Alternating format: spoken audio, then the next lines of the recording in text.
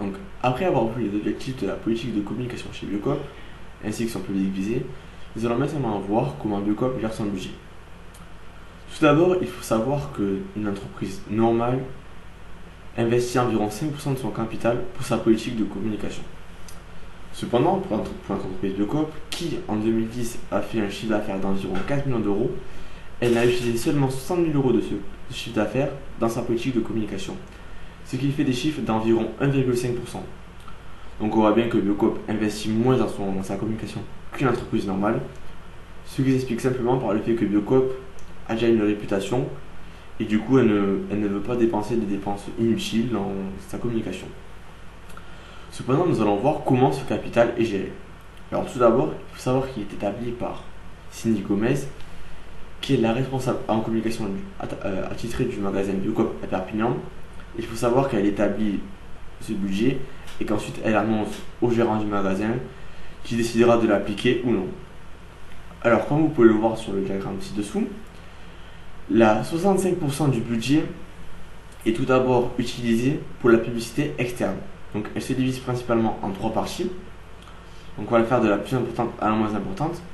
Alors il y a tout d'abord l'affichage publicitaire. Donc ça comprend les panneaux publicitaires que l'on retrouve notamment dans le centre-ville de Perpignan.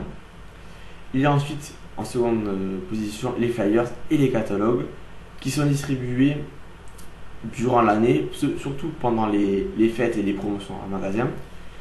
Et en troisième catégorie, on retrouve la presse. Alors ce sont notamment des articles publiés dans l'Indépendant que l'on peut retrouver aussi dans des périodes importantes pour l'entreprise. Cependant, le reste du budget est lui aussi divisé en plusieurs catégories. Il y a tout d'abord l'événementiel. En effet, que ce soit à l'intérieur du magasin ou à l'extérieur, Biocop essaie énormément de se faire voir. En effet, que ce soit dans les foires, les expositions, les dégustations, Biocop veut mettre en avant son côté proche du consommateur en essayant d'être vachement présent. Et dans la dernière catégorie, elle comprend alors toutes les autres dépenses. Alors dans cette catégorie autre, il y a notamment les frais du fait qu'il y a un conseiller chez Biocop qui vient de temps en temps dans le magasin et il va essayer d'exposer aux employés la stratégie à adopter pour les mois à venir. Et il y a ensuite une dernière catégorie qui est la catégorie cadeau.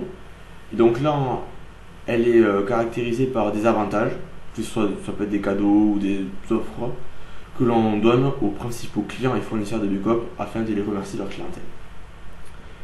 Donc maintenant que nous avons vu comment le budget de Biocop est géré et quelle est la mise en place de son budget, nous allons dans la seconde partie établir quels sont les moyens que se donne Biocop pour établir sa politique de communication.